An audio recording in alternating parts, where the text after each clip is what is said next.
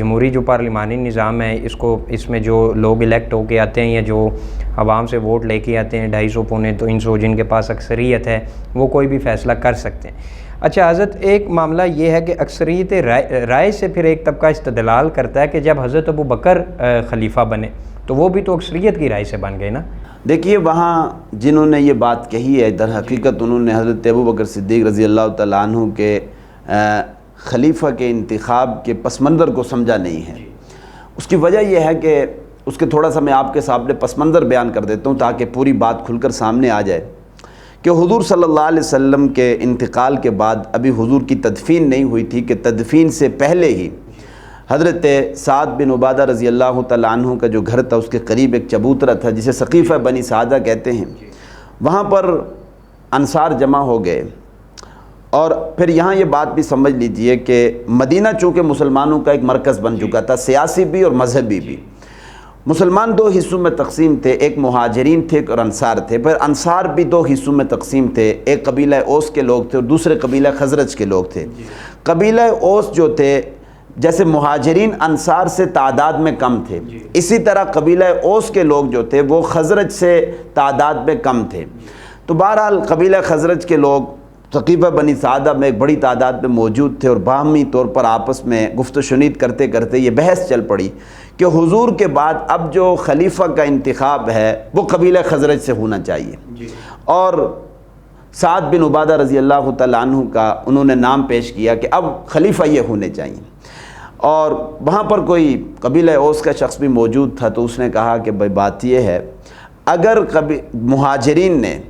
قبیلہ خزرج کے لوگوں کی اس بات کی تائید نہ کی تو پھر ایک خلیفہ جو ہوگا، ایک امیر جو ہوگا وہ قبیلہ خزرج میں سے ہوگا اور ایک ہوگا قبیلہ اوس میں سے، یعنی انصار کا آپس میں باہمی طور پر اختلاف پیش آ گیا۔ جب یہ بحث و نزاع پیدا ہو گیا اور اس کے اوپر گرما گرمی ہو گئی تو اس کے بعد جب خبر پہنچی حضرت صدیق اکبر رضی اللہ تعالیٰ عنہ کو کہ سقیفہ بنی سعدہ میں خلافت کے مسئلے پر انصار کے مابین اختلاف ہو گیا، تو ابو بکر صدیق رضی اللہ تعالیٰ عنہ حضرت عمر کو اور ابو عبیدہ بن الجراح کو ساتھ لے کر وہاں سقیفہ بنی سعدہ میں تشریف لائے، چونکہ ان کو خدشہ تھا کہ کہیں ایسا نہ ہو کہ حضور کے بعد امت خلافت کے مسئلے کے اوپر تقسیم ہو جائے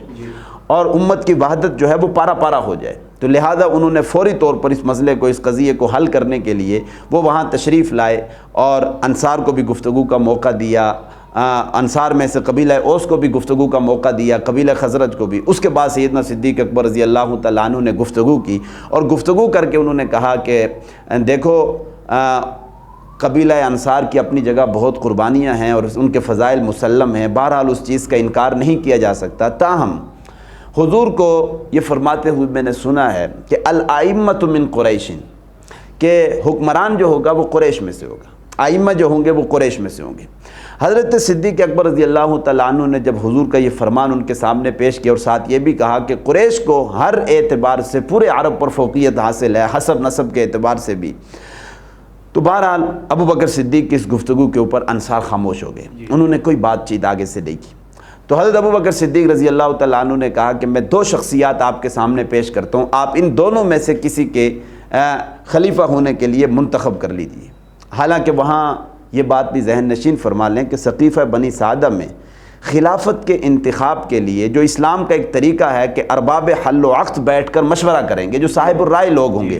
حل و عقد کا مطلب یہ ہوتا ہے کہ وہ معاشرے کے وہ لوگ جو علمی، دینی اور دنیاوی اعتبار سے ان کی ایک وجاہت ہو، ان کو ارباب حل و عقد تصور کیا جاتا ہے۔ حالانکہ سقیفہ بنی سعدہ میں حضرت علی جیسی شخصیت موجود نہیں تھی، حضرت زبیر جیسی شخصیت موجود نہیں تھی، حضرت عباس جیسی شخصیت موجود نہیں تھی۔ یہ تو ارباب حل و عقد میں یہ لوگ تھے کہ جنہوں نے خلیفہ کا انتخاب کرنا، کوئی بھی وہاں سقیفہ بنی سعدہ میں موجود نہیں تھا۔ تو چونکہ وہاں ایک نزاع کی کیفیت تھی اور بحث و تمہیز ہو رہی تھی، تو اس نزاع کی کیفیت کو ختم کرنے کے لیے اور امت کو فوری طور پہ ایک خلیفہ کے اوپر جو ہے ان کی وحدت کو بچانے کے لیے اور ایک فوری طور پر تاکہ خلیفہ کا انتخاب کر دیا جائے اور کوئی جھگڑے کی کیفیت میں اور امت کی وحدت پارا پارا نہ ہو، تو اس غرض کے لیے ابو بکر صدیق نے دو نام ان کے سامنے پیش کیے کہ حضرت عمر کے اور ابو عبیدہ بن الجراح کے۔ فوراً حضرت عمر نے وہاں یہ بات سوچی اور کہا کہ اگر میں خلیفہ بن جاتا ہوں تو میں ابو بکر صدیق سے تو آگے بڑھ جاؤں گا، لہذا انہیں یہ چیز گوارا نہیں تھی کہ ابو بکر صدیق سے میں آگے بڑھوں، کیونکہ حضور کے فرامین، حضور کا طرز عمل پورا حضرت عمر کے سامنے موجود تھا کہ ہمیشہ حضور نے ابو بکر صدیق کو ہی فرنٹ پر رکھا ہے۔ یہاں تک کہ حضور صلی اللہ علیہ وسلم نے جس وقت امامت صغریٰ کا معاملہ تھا، مصلی کی امامت کا، تو حضور نے اپنے مصلی کا جانشین کس کو بنایا؟ ابو بکر صدیق کو بنایا۔ فوراً حضرت عمر کے ذہن میں یہ بات آ گئی کہ جب امامت صغریٰ کا حق صدیق اکبر کو حضور نے دیا تو امامت کبریٰ کا حق بھی تو صدیق اکبر کو ہونا چاہیے۔ فوراً حضرت عمر نے ابو بکر صدیق کا ہاتھ پکڑا اور ہاتھ پکڑ کے آگے کیا، ہاتھ پکڑ کے آگے کر کے کہا کہ ابو بکر صدیق ہی ہمارے خلیفہ ہیں، ان کے ہاتھ پر بیعت کی جائے۔ جو سقیفہ بنی سعد میں جو چند لوگ تھے انہوں نے ابو بکر صدیق کی بیعت کی۔ یہ پیر کا دن تھا۔ پھر اگلے دن یعنی منگل کے دن باقاعدہ مسجد نبوی کے اندر ممبر پر حضرت ابو بکر صدیق کے ہاتھ پر بیعت کر لی گئی۔ پھر اس کے بعد حضرت علی نے بھی بیعت کر لی، اس کے بعد باقی صحابہ نے بھی بیعت کی۔ تو بہرحال اس طریقے سے ابو بکر صدیق کا